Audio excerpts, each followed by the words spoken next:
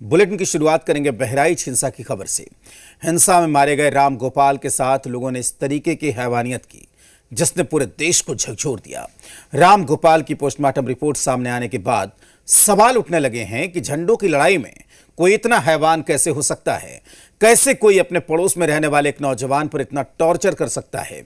लेकिन यह सच है और यह पूरा खौफनाक सच सामने आने के बाद आरोपियों पर सख्त से सख्त एक्शन की मांग तेज हो गई है।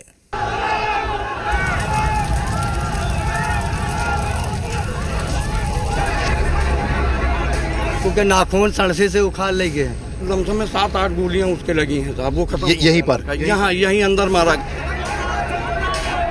कुल्हाड़ी। उसके बाद 4 मुर्दा कारतूस भी मिली है सर।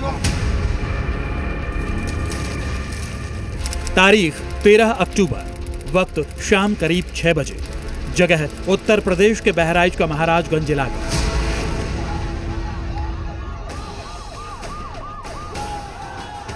दुर्गा विसर्जन के दिन महाराजगंज में सांप्रदायिक तनाव हुआ। मस्जिद के सामने हिंदू और मुस्लिम पक्ष आपस में भिड़ गए।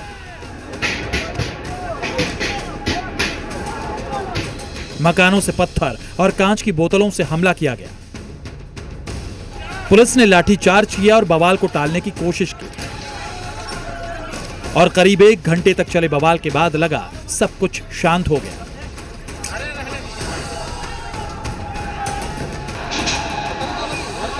महाराजगंज में दशहरे के वक्त जो कुछ हुआ उसे आज के हालातों में आम घटना मानी जा सकती है।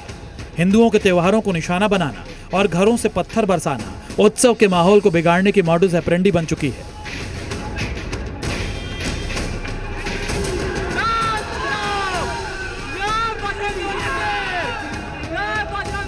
लेकिन इस पूरे दंगे में राम गोपाल नाम के इस शख्स की हत्या ने देश को झकझोर कर रख दिया। महाराजगंज में अब्दुल हमीद के घर से जब राम गोपाल को निकाला गया तो उसकी मौत हो चुकी थी। लेकिन अब पोस्टमार्टम रिपोर्ट में मौत की जो डिटेल निकलकर सामने आई है वो रूह कंपा देने वाली है। खुलासा हुआ है कि हत्यारों ने राम गोपाल को गोली मारने से पहले उसकी बेरहमी से पिटाई की। पैरों के नाखूनों को खींचकर निकाला गया। हत्या से पहले राम गोपाल को इलेक्ट्रिक शॉक दिया गया। सिर पर धारदार हथियार से हमला किया गया।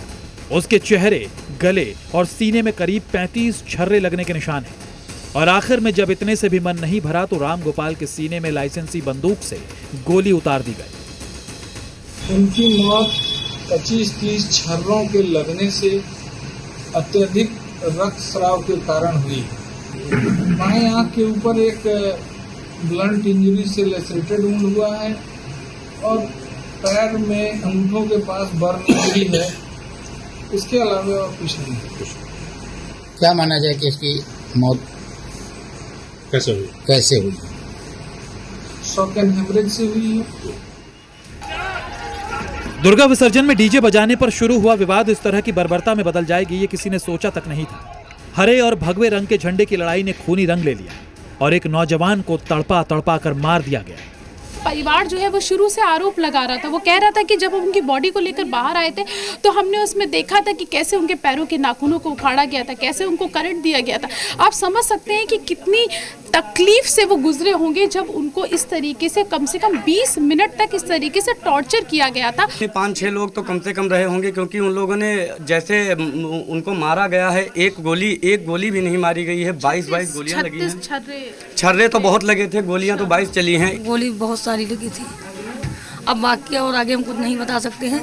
बस मेरा कहना यह है कि उनको भी गोली मारी जाए, उनका घर गिराया जाए, बस इतना ही। राम गोपाल को अब्दुल हमीद के घर के अंदर खींचा गया। राम गोपाल की बर्बरता से हत्या कर दी गई और अब राम गोपाल के परिवार को एनकाउंटर और बुलडोजर एक्शन से कम कुछ भी मंजूर नहीं।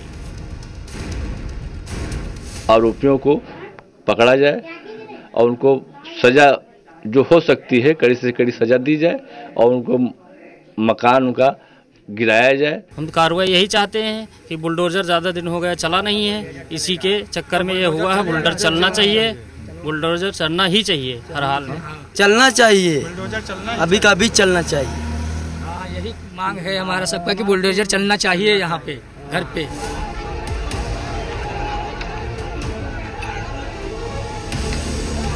बहराइच में दंगाइयों की पूरी लिस्ट सरकार के पास है और यूपी पुलिस और प्रशासन तेजी से हर एक आरोपी की धरपकड़ में जुटी है।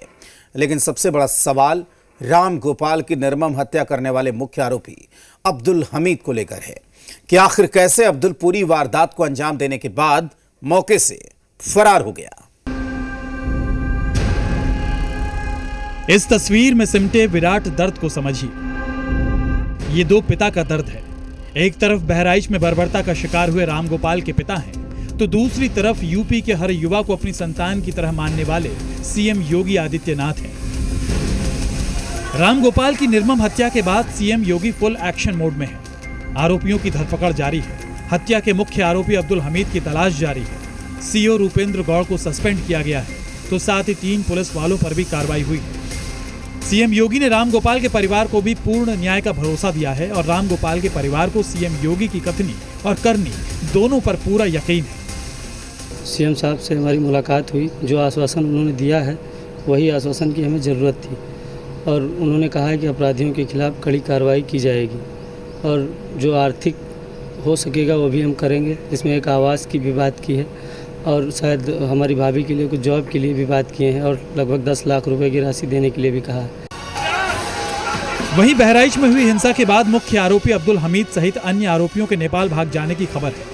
जानकारी के मुताबिक अब्दुल हमीद अपने बेटों के साथ नेपाल भाग गया है। तीनों आरोपियों के नेपाल में एक बड़े रिश्तेदार कारोबारी के यहाँ छिपे होने की खबर है। मामले में एक बड़ी जानकारी सामने आई है कि मुख्य आरोपी अब्दुल हमीद बहराइच के एक बड़े क्षेत्रीय पार्टी के नेता का रिश्तेदार है और सूत्रों के मुताबिक राजनीतिक संरक्षण की वजह से आरोपी के हौसले बढ़े थे। हालातों को देखते हुए बहराइच के नेपाल बॉर्डर पर सुरक्षा को बढ़ा दिया गया है। सीमा पर पुलिस बल की तैनाती की गई है ताकि आरोपी किसी भी तरीके से देश छोड़कर बाहर ना जा सके। अब्दुल हमीद के मददगारों की कड़ियों को जोड़ने के लिए पुलिस आरोपियों की कॉल डिटेल खंगाल रही है। साथ ही पुलिस ने साफ कर दिया है कि आरोपियों की मदद करने और शरण देने वालों पर भी सख्त कार्रवाई होगी। बहराइच से प्रीति श्रीवास्तव के साथ ब्यूरो।